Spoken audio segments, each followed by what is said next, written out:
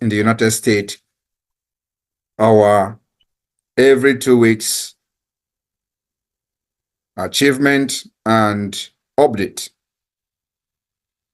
Because of the phase we are into in the liberation of Biafra, it is very imperative that those of you in the United States working day and night to see the progress of this government be briefed. So you know that the movement you are part of, the progress we are making, and the plan we have for the next 2 weeks. The last time I had this town hall meeting with you, I made it very clear that as a result of the propaganda from the Nigeria state and the difficulties we are facing, especially in disseminating information and, of course, creating awareness to our people back home, that I promise that the Biafra satellite TV, before coming back today, will be live in Biafra land.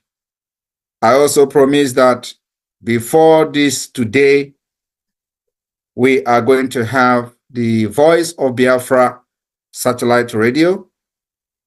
And today I have come to inform all of you in the United States that the Biafra, Voice of Biafra satellite TV is live in Biafra land. Good luck. Not only that, I've also come to inform all of you that the Voice of Biafra satellite radio, 97.5 FM, is also live in Biafra land. Before this today. So, please mute. yeah, so our next agenda is to see that these satellite radio transmitters are scattered across Biafra land. And, you know, I promise that it is going to be, we're going to focus more on the coastal state at this point. But because we have, you know, previously used some transmitters in the hinterland. And so I wanted the IT technical department to focus on, you know, bringing those transmitters back to life. And then the new transmitters will now channel to the coastal state before we, from there, you know, push to the hinterland. So today, the Voice of Biafra satellite radio is live in Ebonyi State, and gradually the other broadcasting transmitters will be refurbished, and they will be live in a few days' time. Then we will start installation of new transmitters in other states until we cover the 40 states of Biafra. And this idea of 40 states of Biafra, all of you remember that last 2 years, we started this radio project, and then we were not on satellite. So there was a big difference between then and now. And the reason why we put the radio, Voice of Biafra radio on hold after the launching 2 years ago was because we believed that we needed to do more of action work, and then the radio and the TV will come in later days, and that later days is now. So we've been able to finish the structure of the government, both the security, the Liberation Army, the Biafra resistance fighters, and as the activities of this Biafra Defense Force are going on in Biafra land, we need to keep our people aware of the activities of those defending them. So it is very important that we have this radio station and the TV station as well which is covering the entire sub-Saharan Africa. So if you are, in any part of the sub-Saharan Africa, you will have access to watch the Voice of Biafra satellite TV, which is on 247. As I'm talking to you, the TV is live. So this is one of the updates I'm bringing to the United States, to Biafrans in the United States this evening, and we still have a lot of work to do. Also, this is very necessary because of our ongoing self-referendum. Everybody, you could remember that we have embarked on this self-referendum, which is online voting. We need as many votes as possible. And I want everybody to understand that this is a collective task that we must do. So those of you can individually sponsor many, private individuals to help in voting. It is very, very important. And like I have always said, we don't care how these votes are coming in, because we are going to defend it at the end of the day. And in case anybody is concerned about the pattern and the way this vote is being carried out, then we'll be talking about how to conduct, a more however they want it, referendum. But for now, it is in our power to decide as a government how this referendum is being conducted. It is in our power to decide that. And whoever that is not happy with the way we are conducting the referendum will also do us good to bring in the United Nations, and they will conduct it by themselves to their own satisfaction. But for us, we are very, very okay with the system and the pattern of this voting so far, and we are very, very happy with the results so far. So the first stage of the voting is going to end in May. When the first stage of the voting ends, we will now look at our progress, where we feel we need to do some amendment, and we are going to go to the second stage of voting. And I want everybody to understand that because of the disenfranchisement in the voting, because we are using electronic means, the outcome or the turnout of the voting may not be what we expect. So, but what we are looking at is to get the highest percentage from the 4 million people that voted during the last presidential election. That's our target. We are not targeting to get 20 million or 70 million or 80 million, because it is not going to be possible because of the disenfranchisement in this voting, the government threat, the fear factor, the conspiracy theory that the criminals and the enemies of our freedom are putting out there, which we believe that the coming of the satellite radio will go a very long way in putting culpability where culpability is, especially in those rural areas where they have used lies and propaganda to deceive certain individuals. So we need those individuals to also cast their vote. But as soon as we finish this first stage, the second stage of voting will probably be different from what we have in the first stage. Now we are learning to know where we are going to make some amendments. So those of you in the US, you can take it upon yourself to make contact to those back home and help in buying data for them, for example, so they can help in, you can give each person you know a task to get you 1,000 votes, for example, and provide data for them. The rules have not changed, but because there is problem with the data, there is problem with the internet, and this is the first time we are doing such thing, knowing fully well that the internet is not accessible in Biafra land, not even in Nigeria. So it is already used, because we are using the electronic means, is already a disenfranchisement on its own. But we have to do what we got to do to support those who will have the opportunity and the means to use their mobile phone to help others to vote. So it is a task I am giving to every one of you, and also it is a responsibility that every one of us must take. While the Biafra government in exile and the de facto government in the homeland are providing some gadget to selected electoral officials in each state, it is not enough. So we need to individually, on our own, help the government in making sure that the dream of having as many votes as possible before October, November is achieved. And that is number 2. And then we go to the defense of the Biafra land. As you all can see, your support to the government in exile, your contribution has seen a total protection and defense of the Biafra territory, that today there is no attack, there is no mass killing in Biafra land. It is, the credit goes to you because you have made it possible.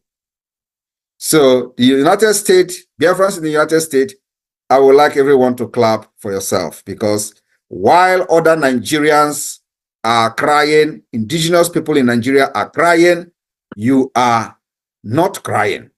But remember, it has been taking a lot out of you. A lot of resources, a lot of time, a lot of sacrifice has made it possible that people in Biafra land today are bragging that nobody can come there and attack and go free.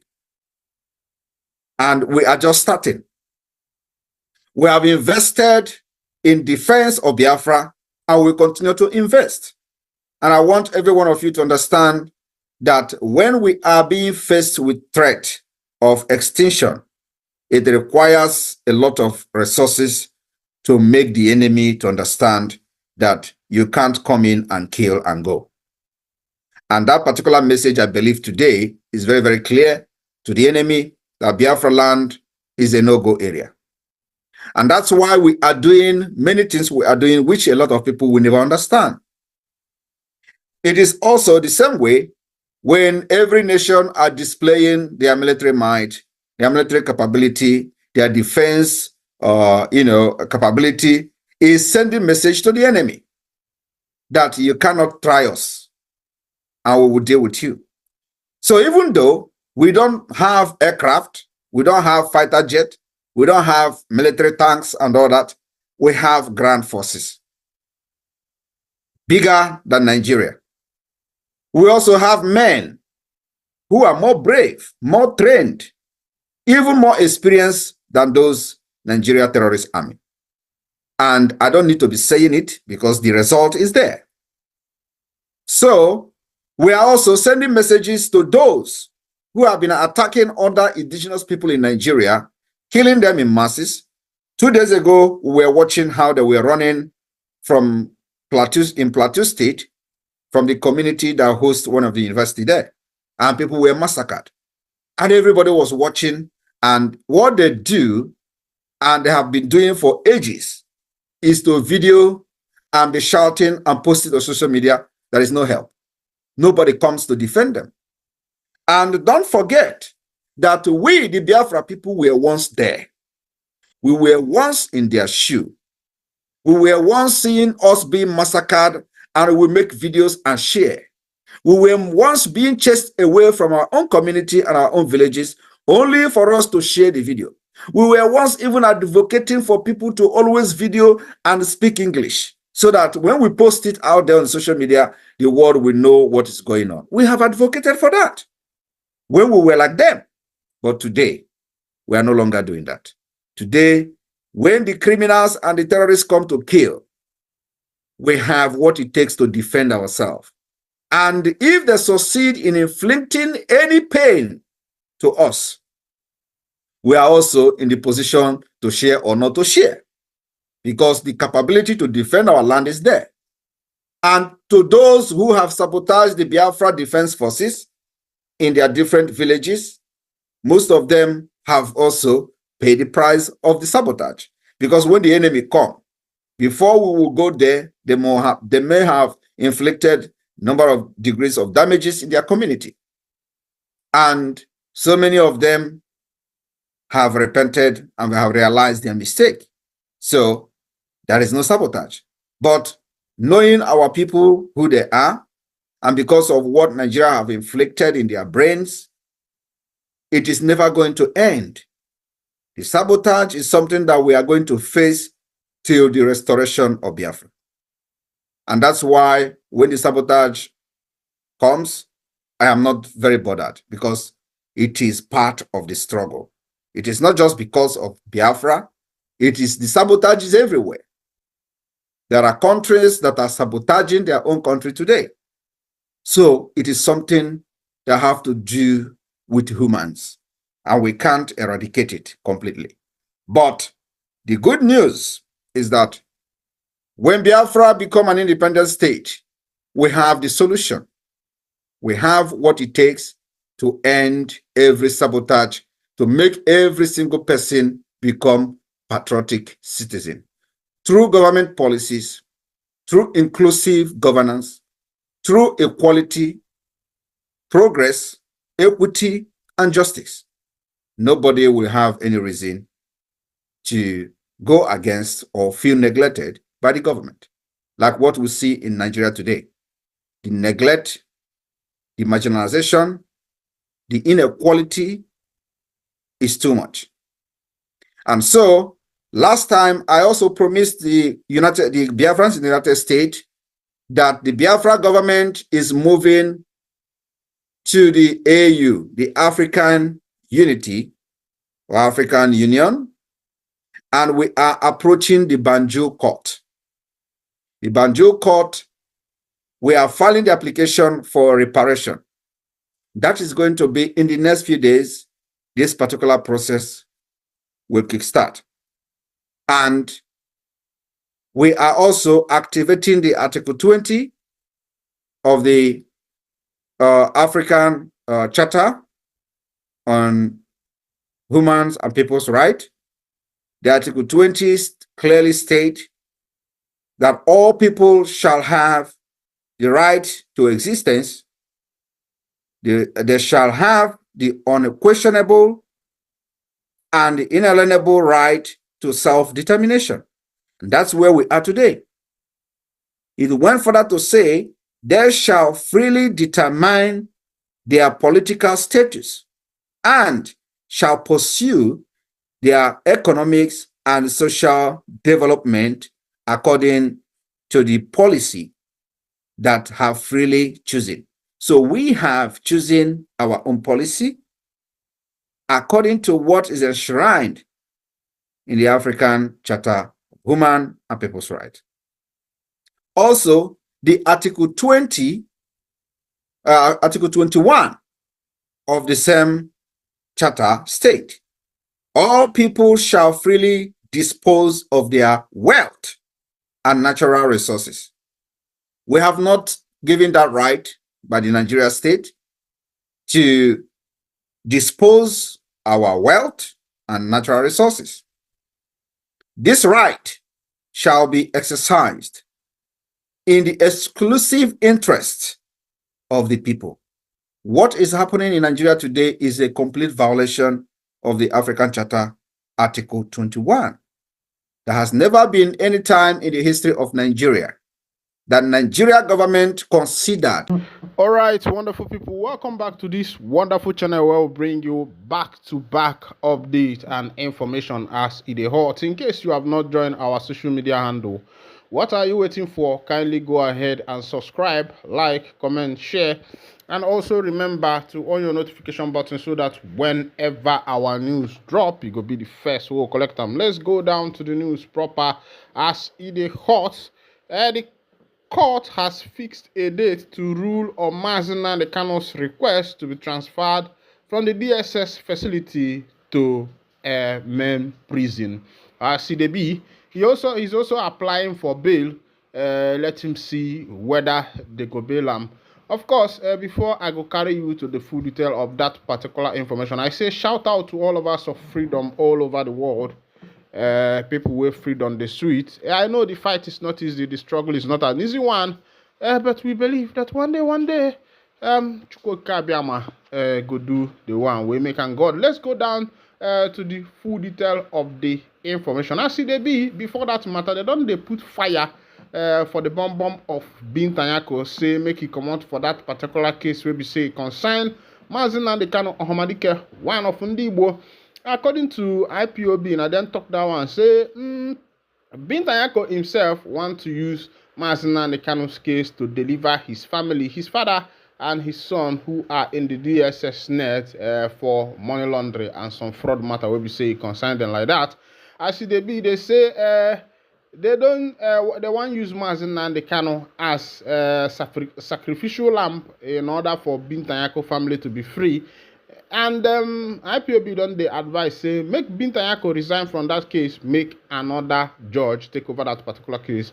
According to them, they say if that one happens, say that case go move very fast.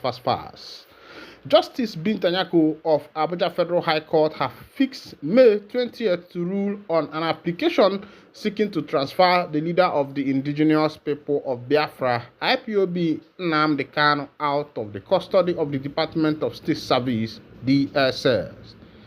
Justice Nyako adjourned for ruling after listening to arguments on the application. Kanu's lead counsel, Aloy Ejimako, informed the court that Kanu's continued detention in DSS facility would mitigate the accelerated hearing ordered by the courts. Ejimako said, "We seek the transfer of the defendant from the DSS detention to a house arrest or other similar places of custody or similar law enforcement agencies' custody. It is important to do so, my lord. The application did not arrive in a vacuum. We made it orally and were directed to put it into writing. We were offering solutions to assist in accelerating hearings ordered by the court. It is not strange to have a defendant detained in a house arrest. Sampo, Dazuki, and Elzazaki have enjoyed this in the past. But the prosecutor, Adegboyega Awolomo San, urged the court to dismiss the application." Una don't see as they happen, my people. I see na emonye ke emeli bia ndị ba anya kene kwa munu obi ade ya mma emenyelu nwa ogwugwu emenyelu nwa no sike emenyekwalụ nda nwanne nwaanyị nọ n'ụlọ ka iwe wee na. As they be, they don't treat Elzazaki like that. They also treated Sambo Dazuki like that. All these people are from the Hausa Fulani origin. But when it gets to the turn of an Igbo man, Sunday Igboho also enjoyed such privilege in Togo. Also, this man called, what is his name? Sowore Omoroye also enjoyed the same privilege because as it is, immediately Tinubu entered into office, Sowore started moving for his passport, which was seized by the court during the President Muhammadu Buhari's administration, was returned to him, and as it is now, Sowore is currently in America, and Mazin Nnamdi Kanu has been denied every opportunity, every single opportunity, every single privilege that every other Nigeria has enjoyed as a Nigeria. And my question is, did Mazin Nnamdi Kanu fall from Jupiter, or did he fall from Pluto or from Mars? And why is he being treated the way he's being treated? Is it because he's an Igbo man? Is there any offense that an Igbo man committed personally? Or is there any offense that our ancestors as Ndigbo committed against Nigeria that we as Ndigbo did not know? You know, the reason why I'm asking all these questions is because if you look at what is happening, you will find out that justice has not taken its place. Equity has not taken its position. At the peak of this matter, we expected something different, but that something different has not come to pass, and that is why we are questioning the position of the NIG government, the position of the Supreme Court, the position of the Federal High Court, and the position of every politician in this nation, even the position of the Igbo, so-called Igbo politicians who are supposed to be at the forefront of this matter. They have decided to, move back. Everybody should remember what the Bible says. Say anybody when they move back, say the soul of the Almighty Chukwuka Abiyama no go have pleasure in them.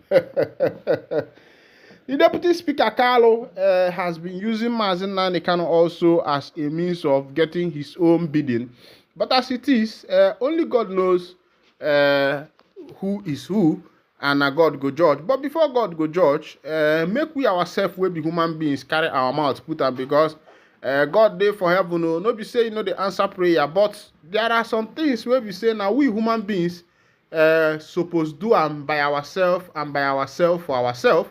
But as it be, the government where we say we dey follow has refused to tell us the truth, has refused to open up or on what is happening.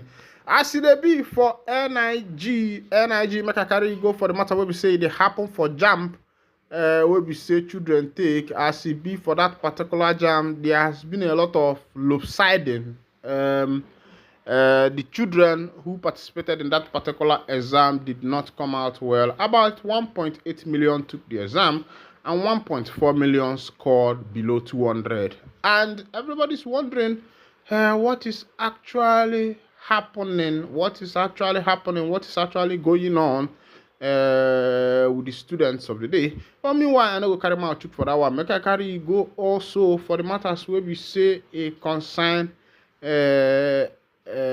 freedom. As it be for fuel scarcity where we say the day for Lagos, one officer don't go shoot man dead though. This one no be laughing matter. Now matter where we say we supposed to cry for the country where we say they call NIG. Ufortunately, we are obodo mano. One name require English in English. Now you sabi they say Lagos police don't identify officer who shot man dead during fuel queue tumult. They said the Lagos State Police Command say it has identified the police officer who shot a young man dead Tahi Ehiafe at a petrol station on Wednesday. This was made known in a statement by the State Police Public Relations Officer SP Benjamin Hondoyin on Thursday. He said the person behind the shooting has been identified as a police officer serving at Special Protection Unit SPU Base 17 Lion Building, Lagos. Investigation is still ongoing and further findings will be made available. Meanwhile, the Lagos State Police Command is working with the family of the deceased to ensure that there is no miscarriage of justice. Punch Online reported earlier that Enyafe was shot on Wednesday at a petrol station belonging to the Nigerian National Petroleum Company Limited at Obalande in Ikoyi area of Lagos State. He was reported to have been shot dead while he and some others were resisting the move by some security agents to buy fuel without joining the queue. We don't see as it happen for that particular matter. Before I go on, I go advise people. I say, if you see person will carry gun, no go dey drag with them. You don't know whether it take kai or be it take shisha, onrabo, or maybe it take brumbri, something like that. I know one come they call weed or something like that because you and I know say. Say, ever since this country start, the only country where we don't benefit from na Canada. But meanwhile, as it be, if you see person where we say carry gun, I beg no go dey drag with that person because you don't know what in the person mind, whether the person they angry, and even all these police people where we say that they dey for son every day where son they beat and batter them. You want go dey drive with them, my brother, na your life now you dey fight for because person where son don't holler in head fit holler you with trigger. But meanwhile, I go say make government carry out check for this matter because if government want to pick all these police and the rest of them, sometimes they don't do these things by qualification or by merit. They do it because my brother is a minister. My brother Tinyalo na police, something like that. When my brother Tinyalo na DSS, carry my brother to put for army. Now so they do and by the time they make all this selection, you will find people who does not have that zeal to work as a policeman. They are just doing there to just get their daily bread. Because if it is actually your destiny to be a policeman, my brother, you will do it with diligence and due order. But as it is, I don't even know if government are carrying a proper test on this individual who are being employed as police officials before their employment. But be that as it may, I say let justice take its place. Let there be no miscarriage of justice. Meanwhile, this is where I'll be winding down the curtain. And if this is your first time of joining us on this wonderful channel, kindly go ahead and subscribe, like, comment, share, and also remember to on your notification button so that whenever our news drop, it go be the first we'll collect them. As I drop the microphone, I see another information where you go like here. They say repentant Boko Haram terrorists attack police station, burn down NDLA custom office checkpoint. I go bring am for another edition, make you hear the full detail of that particular information. Thank you for joining us today. God bless you.